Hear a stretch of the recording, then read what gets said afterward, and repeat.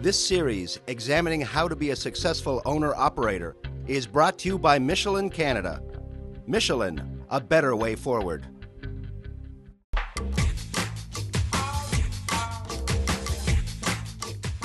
Ray, this is a part of the process that I think a lot of owner-operators look forward to the most, buying a truck. We've done a lot of homework before we've even gone to visit a truck dealer, but now we're finally at that point. Before we go visit the dealer, what is it that we should know about what it is we're looking for? Well, obviously you got to buy the truck to the application you're buying, and that's where a lot of owner-operators make mistakes. They overbuy on a truck with probably too much power and too low of a rear end for the application that they need the truck for. So they could do themselves a big favor by typically going into the shop of the carrier they're working for and ask them if there's an ideal spec. And some carriers offer that information out freely and suggest to their owner-operators, if you're buying a new truck, here's the rear end we have, here's our power, here's our transmission, this is the miles per gallon we're getting. So maybe you want to replicate what they've been doing for anywhere from 10 to 80 years being in business. They've got what it takes to make money for their company trucks. So it might be a good idea for the owner-operator to follow that same model.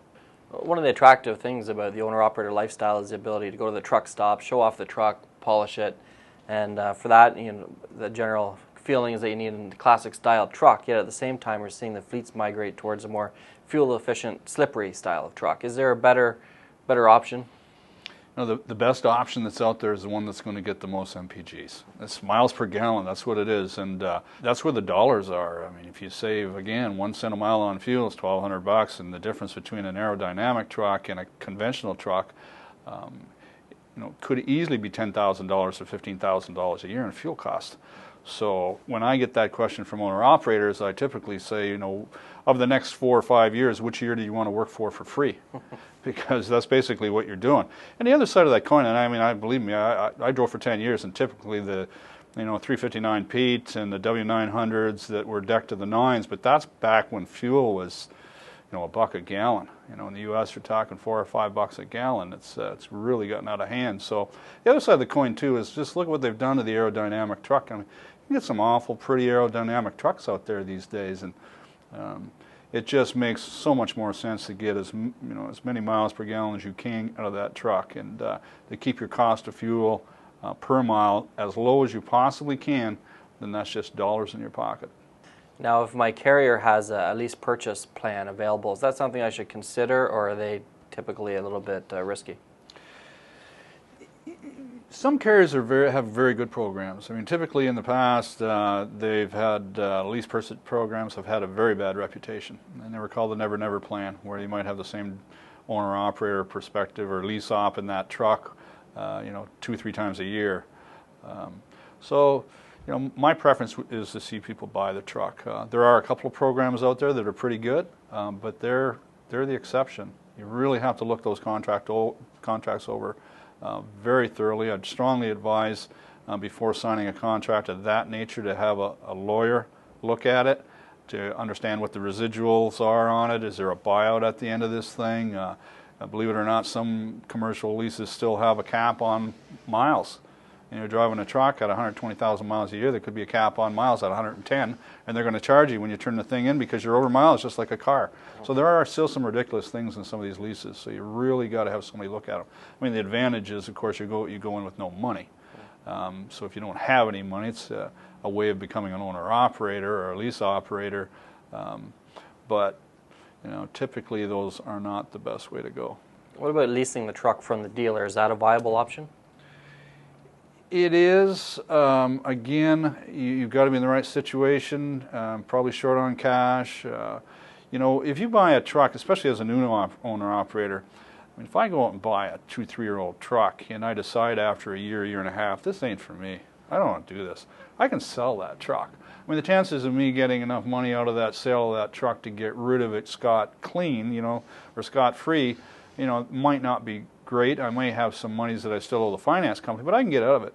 You go and try to get out of that lease, 4 or 5 year lease, and say, I've had the lease for a year and a half, I don't want it anymore, and that's not as pretty a scenario. I mean, they're going to want the balance of that lease, or the payout on that lease is going to be very large, because typically they lease brand new trucks, not used trucks, and the majority of the depreciation is in the first year.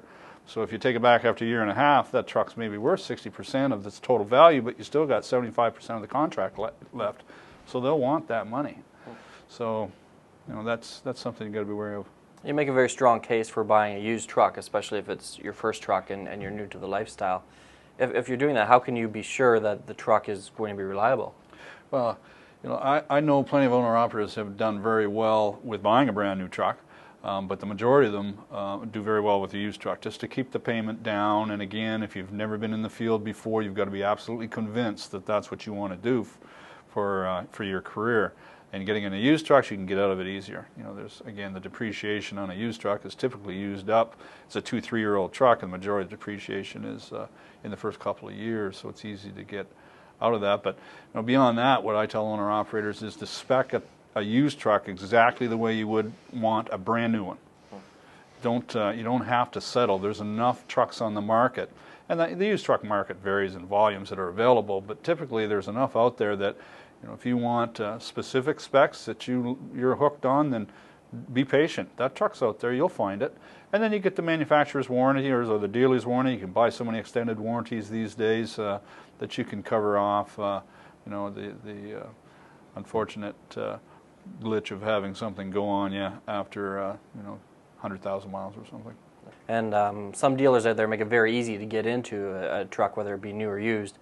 What's the importance of a down payment? If you can get away without making a down payment or making a small down payment, is that better because it gives you a little more cash flow to start off your venture, or should you try to maximize that? Well, you should obviously have some operating funds to get started with, but the more money you can put down on that truck, the better. And it's just the cost of interest. I mean, the other variance between a used truck and a new truck is just the interest charged. Finance companies look at used trucks as being a little riskier because it's a second owner, and typically at the age of that contract, that truck, instead of being paid off in 4 or 5 years, it might be 6 or 7 years. So you're going to pay 2 or 3% more in interest payment, typically.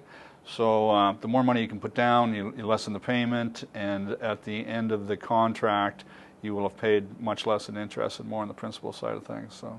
Okay. All right, well, it's time to go shopping. Let's catch back up in a little while and talk about how we maintain that truck and make sure that we get the most out of its life cycle.